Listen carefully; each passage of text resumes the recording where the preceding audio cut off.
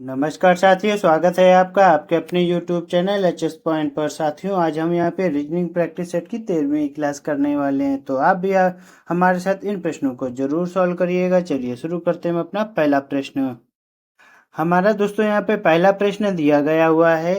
प्रश्न में दिए गए विकल्पों में से संबंधित संख्या को चुनिए। तो जैसे हमारे यहाँ पे दिया गया है 17, 14, 15 और 12 है और हमारा 13। उसके बाद हमें यहाँ पे प्रश्नवाचक चिन्ह में हमारा यहाँ पे क्या आएगा, हमें यहाँ पे यही बताना है। तो देखिएगा, अगर आप देखेंगे हमारा ये 17 और यहाँ पे इसमें हमारा जो हमारा ये 15 दिया हुआ है, तो हमारा इसमें अगर आप देखेंगे दोस्तों तो हमारा -2 हो रहा है।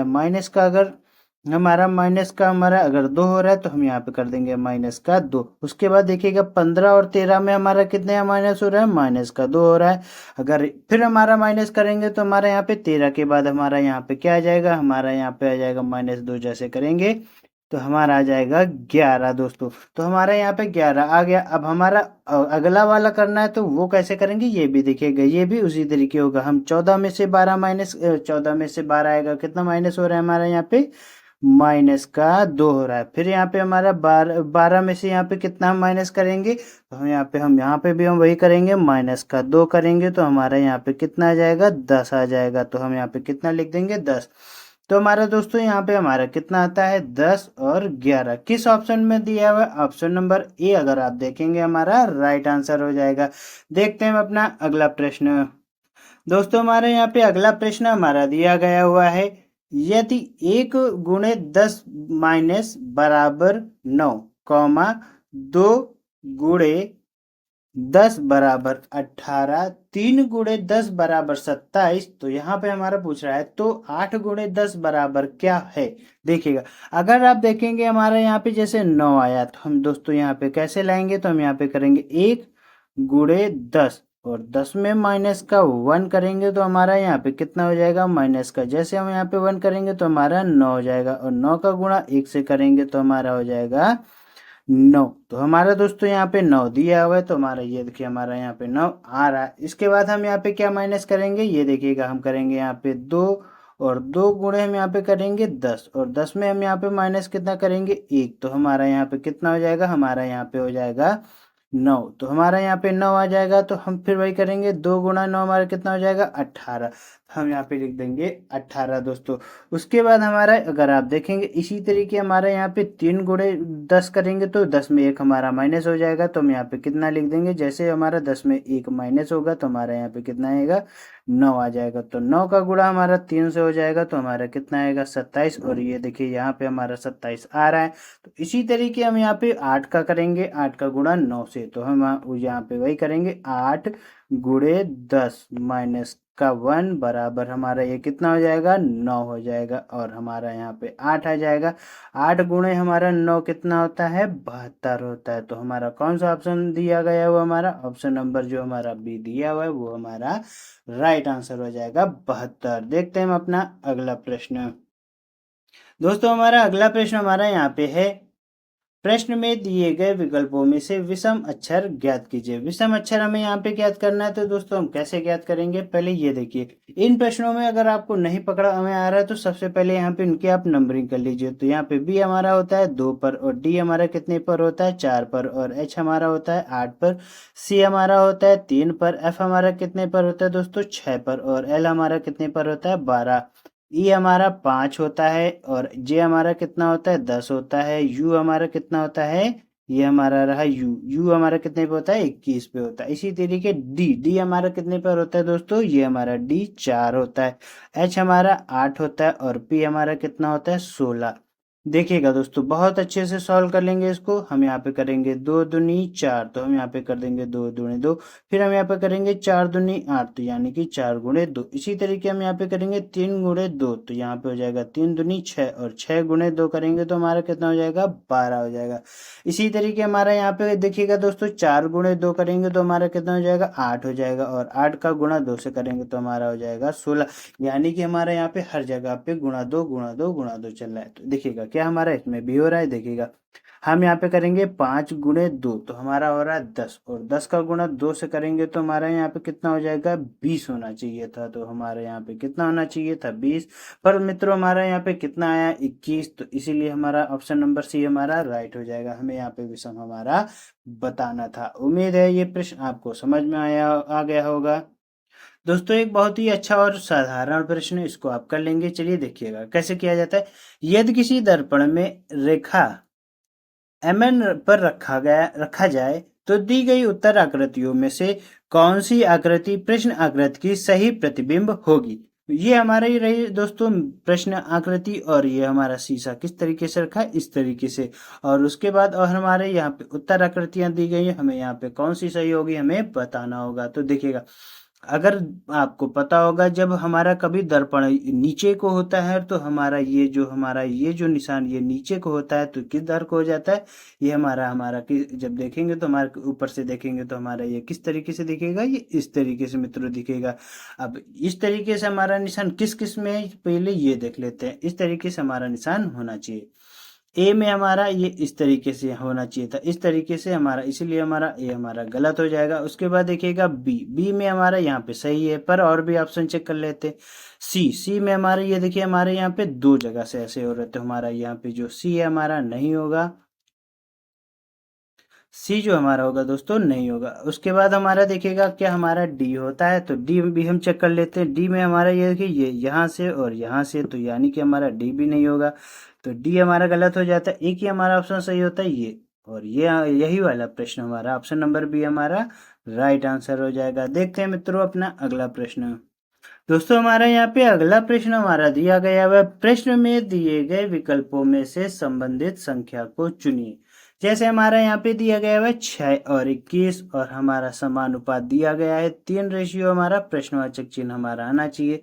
अब इसको कैसे करेंगे ये देखिएगा, हम यहाँ पे करेंगे 6 और रेशियो लगाएंगे 21 लिखेंगे, और यहाँ पे हम समानुपात लगाएंगे। उसके बाद हमारा कितना दिया गया है 3, हमारा यहाँ पे प्रश्नवाचक चिन्ह में ये बताना है। तो हम कुछ नहीं करेंगे, हम यहाँ पे अपना x मान लीजिए हमारा यहाँ पे क्या आना चाहिए हमको नहीं पता। हम ऐसा यहाँ पे क्या करें कि हमारा 21 आ जाए। तो हम यहाँ पे अगर आप देखेंगे हम सबसे पहले अपना क्या तरीका लगाते हैं, डिफरेंस का। क्या हमारा आना चाहिए यहाँ पे हमारा डिफरेंस, तो हमारा यहाँ पे कितने का आ रहा है, 21 में हमारा 6 जाएगा तो क्या हमारा 15 आएगा, देख लेते हैं। 21 में 6 घटाएंगे तो हमारा क्या, हाँ 15 आ रहा है मित्रों, यानी कि हमारा यहाँ पे 15 आ रहा है। तो हम यहाँ पे 15 अपना यहाँ पे कर देंगे। इसी तरीके अब हमें यहाँ पे 15 हम यहाँ पे इसमें जोड़ देंगे। अगर जैसे हम यहाँ पे 15 जोड़ेंगे तो हमारा यहाँ पे कितना हो जाएगा, 15 3 18 हो जाएगा। तो हम यहाँ पे कितना लिख देंगे, अपना 18 लिख देंगे मित्रों। यहाँ पे जैसे हमने 18 लिख दिया, और यहाँ पे देखेंगे आप हमारा 18 दिया है, 18 हमारा ऑप्शन नंबर बी हमारा राइट आंसर हो जाएगा। रीजनिंग में ज्यादा समय नहीं लगाया जाता, बस ऑप्शन आए टिक करो काम खत्म। देखते हैं अगला प्रश्न।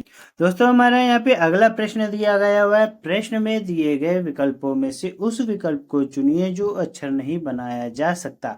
उसके बाद देखिए यहाँ पे दिया गया हुआ ADMINISTRATOR एडमिनिस्ट्रेटर। एडमिनिस्ट्रेटर को हम कैसे लिखेंगे या करेंगे देखिएगा। अगर आप देखेंगे हमारा ऑप्शन नंबर ए चेक करेंगे, क्या हमारा ये बनेगा या नहीं बनेगा, हमें यहाँ पे बताना है। अक्षर नहीं बनाया जा सकता तो हमारा बहुत अच्छे से हो जाएगा। ADMIT, ये देखिए ADMI और यहाँ पे टी दिया हुआ, यानी कि हमारा ये बन जाएगा। हमारा ऑप्शन नंबर ये नहीं होगा। फिर देखते हैं ऑप्शन नंबर बी को। ऑप्शन नंबर बी अगर आप देखेंगे दोस्तों हमारा दिया गया है NEST, तो क्या हमारा यहाँ पे बनेगा, ये देखते हैं। एन है, हाँ हमारा एन है। उसके बाद हमारा ई है, ये देखिए ई दिया हुआ है, तो क्या हमारा यहाँ पे ई है, कहीं पे ई हमारा कहीं पे भी नहीं है, यानी कि हमारा ऑप्शन नंबर बी ही हमारा मित्रों राइट आंसर हो जाएगा। देखते हैं हम अपना अगला प्रश्न। दोस्तों हमारा यहाँ पे अगला प्रश्न दिया गया हुआ है, एक पिता और पुत्र की वर्तमान आयु का योगफल 70 वर्ष है। 10 वर्ष बाद पुत्र की आयु अपने पिता की आयु की ठीक आधी होगी। अब उनकी आयु कितनी है। दोस्तों हमें यहाँ पे कैसे करेंगे ये देखिएगा। मान लीजिए ये हमारे पुत्र की आयु कितनी है, तो पुत्र की आयु हमारी x है, और पिता की हमारी कितनी हो जाएगी, x माइनस हमारा 70 हो जाएगा। उसके बाद हमें यहाँ पे बताना है कि 10 वर्ष बाद पुत्र की आयु अपने पिता की आयु की ठीक आधी होगी। कि क्या मतलब 10 वर्ष बाद पिता की आयु पुत्र की आधी होगी। तो यानी कि हम यहाँ पे करेंगे x, हमारा 10 वर्ष बाद बताना है तो हमारा यहाँ पे x प्लस 10 हो जाएगा, और यहाँ पे भी हमारा 10 वर्ष बाद है तो हमारा यहाँ पे x प्लस 10 हो जाएगा, और हम इनको ब्रैकेट में कर देंगे। उसके बाद देखिएगा दोस्तों, उसके बाद कह रहा है कि आधी होगी, यानी कि हमारी पुत्र की आधी हो जाएगी। तो हम यहाँ पे गुणा कर देंगे किसको, पिता को 2 से। तो अब देखिएगा हमारा, अब आगे क्या करना है, हमें यहाँ पे कैलकुलेशन करनी है। उसके बाद हमें बताना क्या, आपको ये भी पता होना चाहिए। अब उनकी आयु कितनी है, हमें वर्तमान आयु बतानी है, उनकी कितनी कितनी है। तो ये देखिएगा हम यहाँ पे क्या करेंगे, 2 का गुणा 10 में करेंगे तो हमारा कितना हो जाएगा, 20 हो जाएगा, और प्लस करेंगे और 2 का गुणा जब x से करेंगे तो कितना हो जाएगा, 2x हो जाएगा, माइनस 70 दूना 140 हो जाएगा। ये हमारा एक ब्रैकेट हो गया, और हमारा ये x प्लस 10 हमारा एक ब्रैकेट में रहेगा। मित्रों जब आगे इसको और सॉल्व करेंगे, आगे हम सॉल्व करेंगे तो ये 70 140 और 20 हमारा जुड़ जाएंगे तो हमारा कितना हो जाएगा, हमारा ये हो जाएगा 160 हो जाएगा। और यहाँ पे हमारा जो 2x है हमारा ये x में इधर आ जाएगा, ये हमारा x प्लस 10 किधर आ जाएगा, हमारा यहाँ पे आ जाएगा x प्लस 10। ठीक है, x प्लस 10 बराबर, और ये हमारा हो जाएगा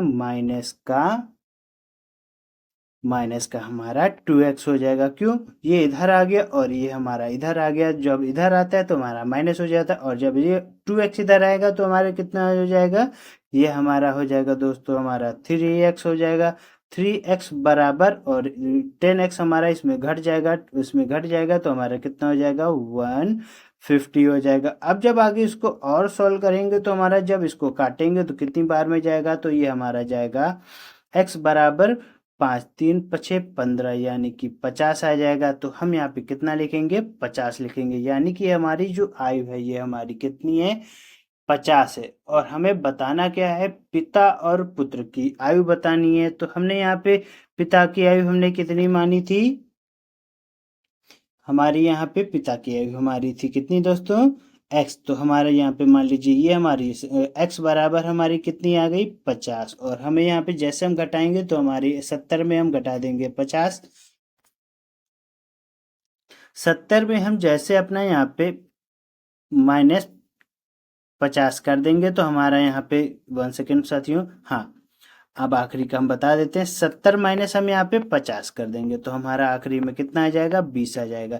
यानी कि फादर की आयु हमारी 50 है और पुत्र की हमारी कितनी हो जाएगी, पुत्र की हमारी हो जाएगी 20। तो हम यहाँ पे कितना लिख देंगे, 50 और 20, हमारा ऑप्शन नंबर बी हमारा राइट आंसर हो जाएगा। उम्मीद है ये प्रश्न आपको समझ में आ गया होगा।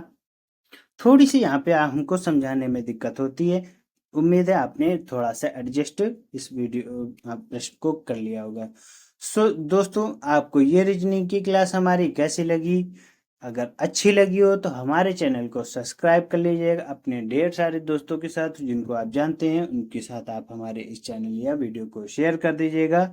और वीडियो आपको कैसी लगी, अगर अच्छी लगी हो, कोई आप वीडियो से रिलेटेड आप हमें बात साझा करना चाहते हैं तो आप हमें कमेंट बॉक्स में ज़रूर बताइएगा।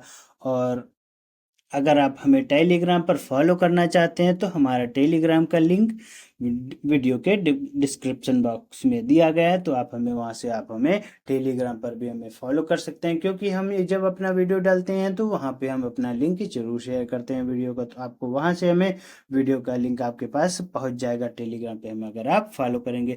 मिलते हैं आपसे अगले वीडियो में, तब तक के लिए नमस्कार।